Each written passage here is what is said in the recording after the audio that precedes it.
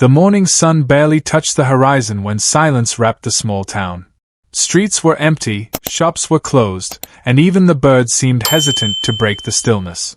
In the middle of that quiet, a figure walked with heavy steps, carrying nothing but a worn-out bag on his shoulder. His name was Daniel, a man whose past remained hidden, yet whose eyes carried stories of loss and pain. He arrived at the old bus station, where rusty benches and faded posters told how time had been forgotten there. Daniel sat down, waiting for something unseen, as if destiny itself would pass through that abandoned place. His fingers trembled slightly while holding a piece of paper.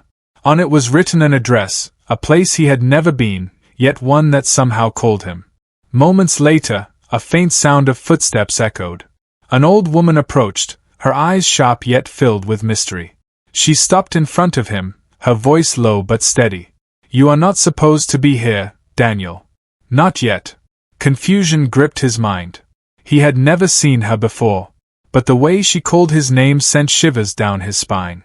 Before he could speak, the woman handed him a small wooden box, carved with strange symbols. "Take this," she whispered, "and remember, once you open it, your life will never be the same." Daniel's breath grew heavier. He stared at the box, unsure whether to open it or throw it away. The air around him suddenly felt colder, as if the town itself was holding its breath. He didn't know yet, but that single choice would drag him into a journey filled with secrets, betrayal, and dangers far beyond what he imagined. The bus station lights flickered. The old woman was gone. Only the box remained in his hands. Lanterns began to glow in the distance, and the sound of an approaching bus echoed through the still air. And so, his story began.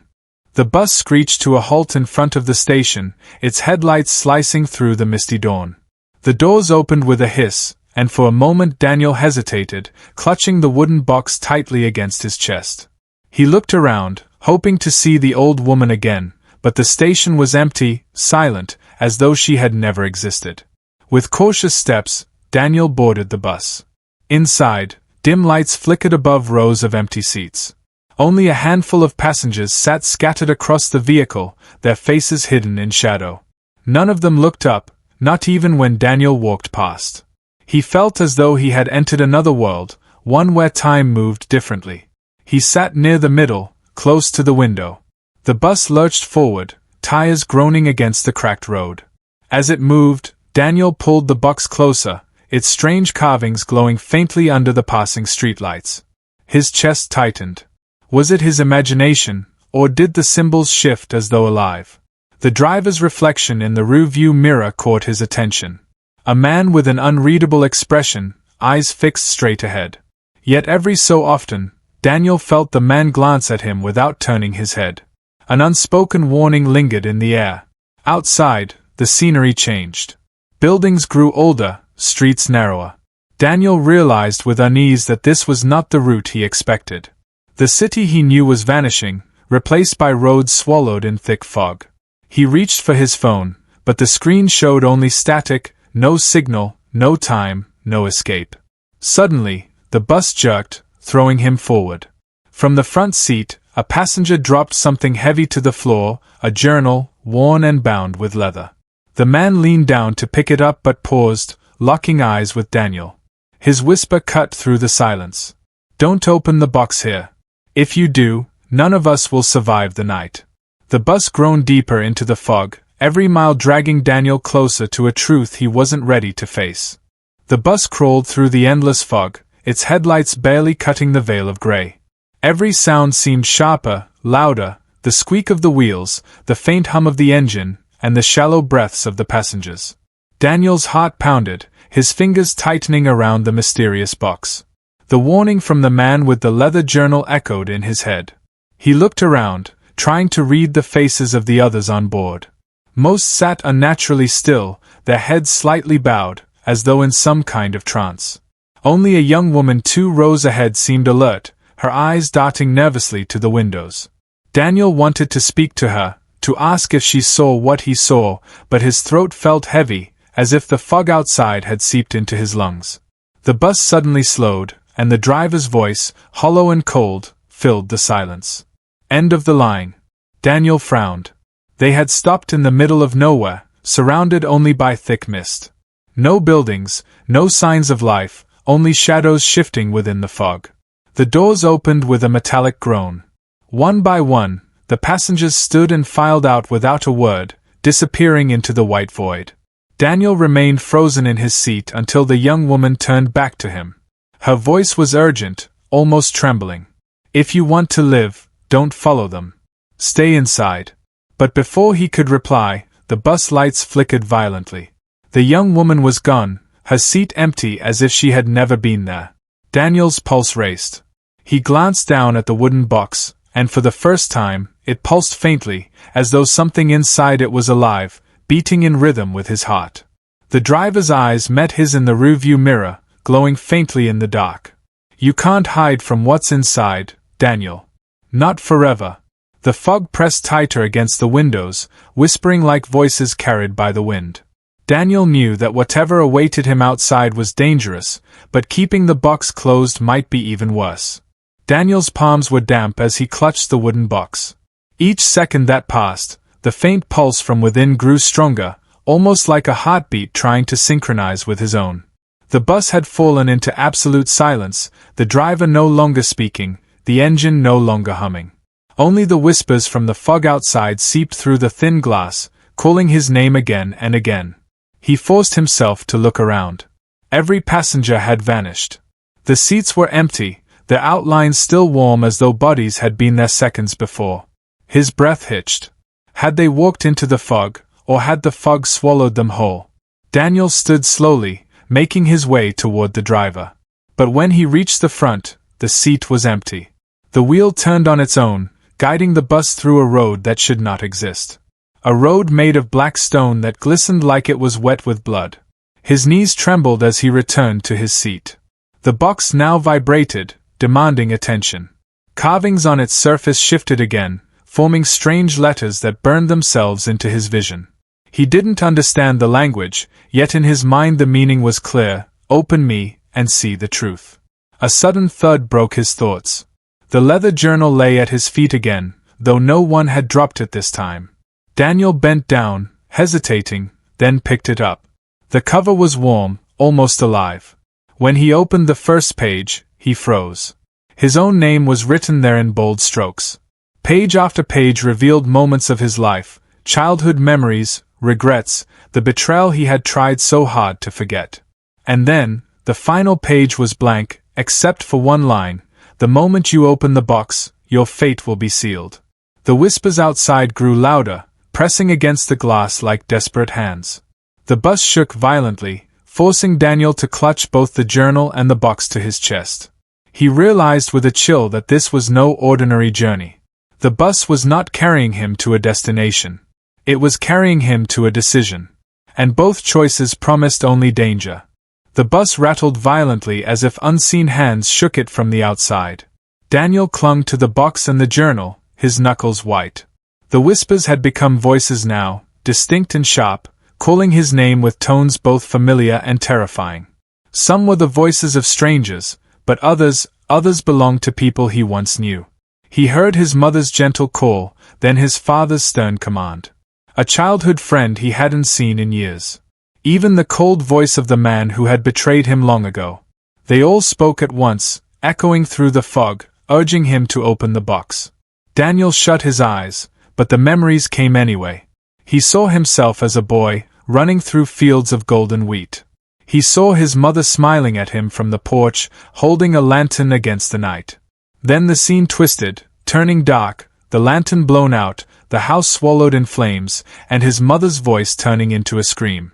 The box pulsed harder, aligning with the memories, as if feeding on them. Daniel realized the truth with horror. The box wasn't just alive. It was tied to him, connected to his past in ways he could not yet understand. The bus screeched suddenly and stopped. Daniel's body jerked forward, his breath sharp. Through the window, the fog began to thin, revealing a place he recognized. An old farmhouse, broken and charred, standing alone in a barren field. His childhood home, the one that had burned to the ground so many years ago. The doors opened with a groan. Cold wind swept inside, carrying the scent of ash and decay. Daniel's hands shook. This was no coincidence. The bus had brought him here for a reason. The empty farmhouse loomed in the distance, its doorway like a gaping mouth waiting to swallow him whole. The journal in his hand grew heavier, as though warning him. The box, however, beat furiously in his grip, as though urging him to step inside. Daniel stood on trembling legs. He knew the moment had come.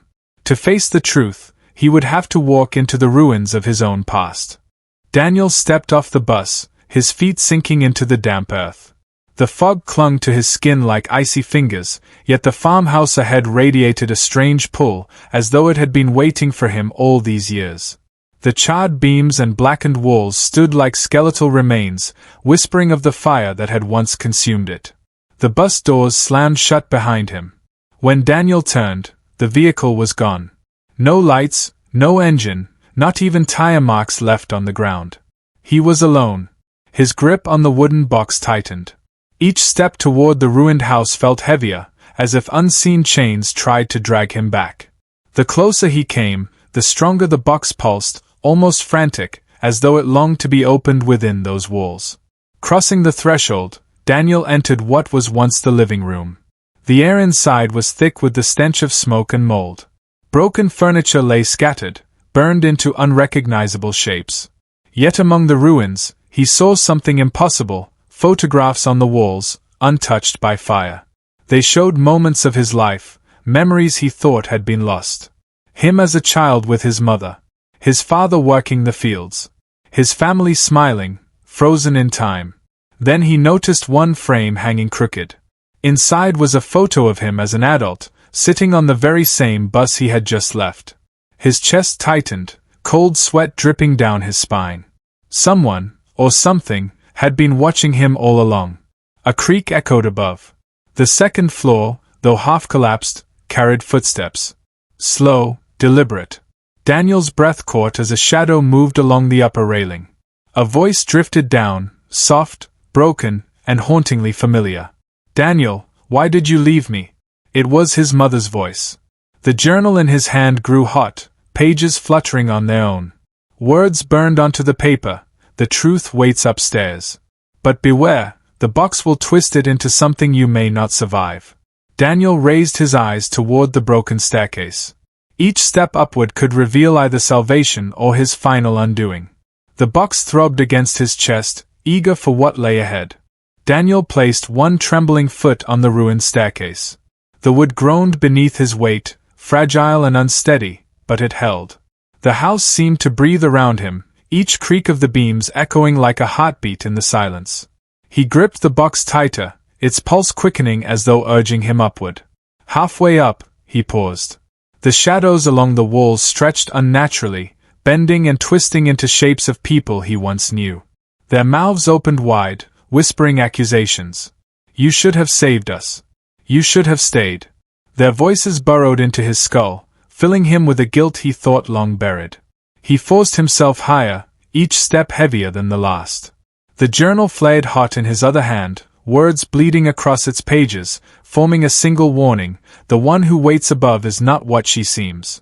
At the top of the stairs, Daniel froze. The hallway was drenched in ash and moonlight spilling through a hole in the roof.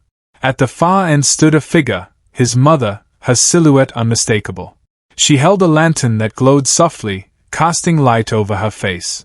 She smiled, tender and warm, just as he remembered. But something was wrong.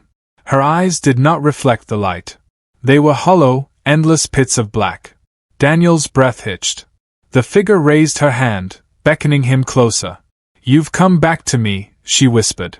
"You've brought the box, just as I knew you would." The wooden box in his arms pulsed so violently he almost dropped it. The carvings shifted into the shape of her face, mouth open in a silent scream. Daniel's instincts screamed to run, yet his legs carried him forward, drawn by a force beyond his control. His mother, if it truly was her, spread her arms wide, waiting. Behind him, the shadows surged, blocking any path of retreat. Ahead, the figure's smile widened, stretching unnaturally, far too wide to belong to anything human. Daniel realized with dread that the truth he had come to face was not about the fire, nor his past. It was about the box, and what it wanted him to unleash. Daniel's breath came in ragged bursts as he stood at the end of the ash-stained hallway. The figure that wore his mother's face extended its arms, waiting for him to step closer. The lantern flickered in her hand, but the glow did not chase away the darkness, it seemed to feed it, deepening the shadows that pressed against the walls. The box throbbed wildly now, almost tearing itself from his grip. The carvings glowed crimson, shifting into grotesque faces that screamed silently. His chest tightened, every instinct begging him to drop it, yet some unseen force welded it to his hands. The figure tilted its head, her hollow eyes fixed on him. "You've carried it long enough, Daniel. Open it, and the truth will set you free." Her voice cracked on the last word, distorting into something inhuman, a chorus of many voices laid together. Daniel staggered back, clutching the journal for strength. Its pages whipped open in a frenzy, stopping on a final warning carved in burning letters: "Do not open the box in her presence. It is not your mother who waits for you." The figure's smile stretched wider, her skin cracking at the edges of her mouth. Ash fell from her body like snow. She stepped forward, each movement jerky and unnatural, like a puppet pulled by invisible strings. The air turned heavy, suffocating, every breath scraping like shards of glass in Daniel's lungs. The hallway shook violently. Walls peeled away, revealing not wood or plaster but a void of swirling black mist. Daniel realized with terror that the house was no longer a house at all. It was a cage, built to draw him here, built to make him choose.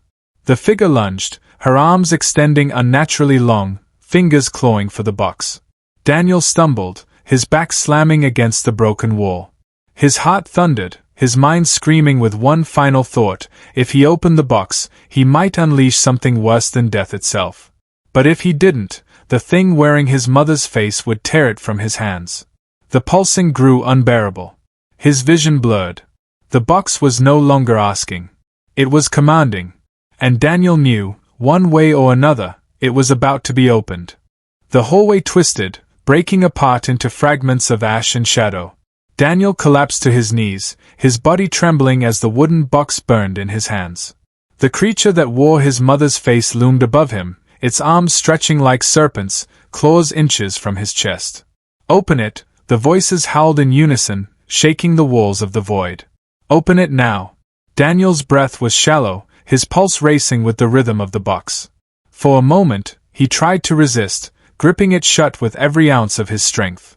But the box had a will of its own, a hunger that could not be denied. The lock snapped with a deafening crack. The lid creaked open.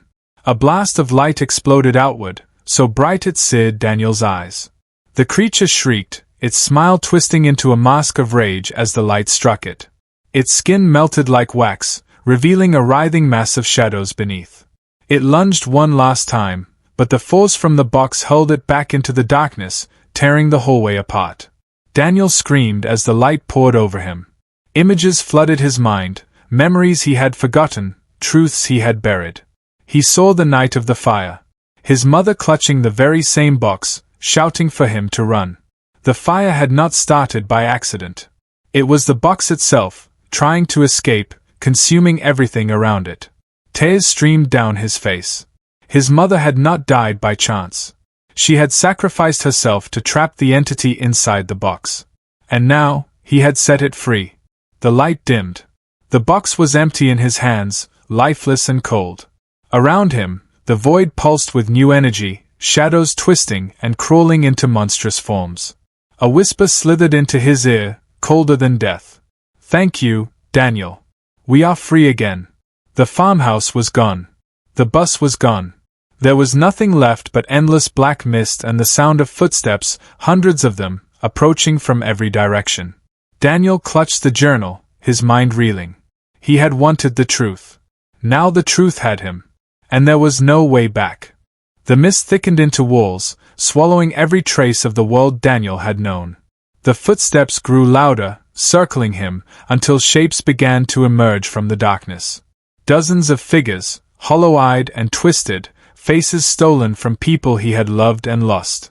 They reached out with clawed hands, whispering his name in broken tones.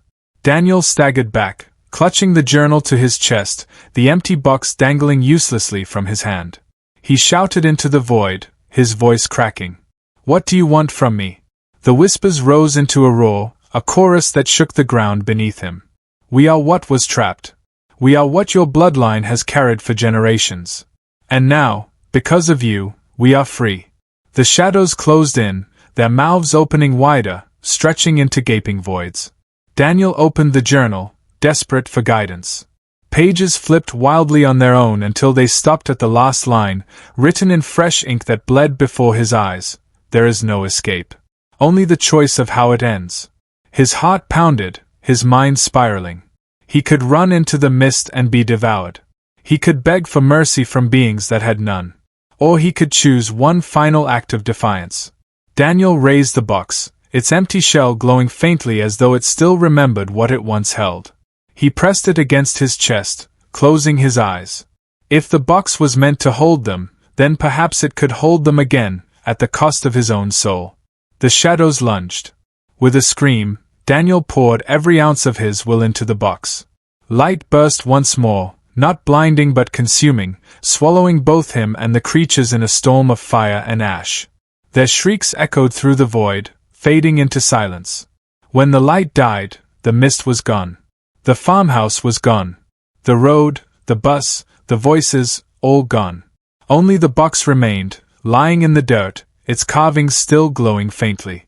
Far away, in the distance, the sound of wheels screeched on cracked pavement. A bus was coming, its headlights piercing the night. And on one of its empty seats, waiting patiently, lay a leather journal, open to the first page, with a new name written inside. The story had not ended. It had only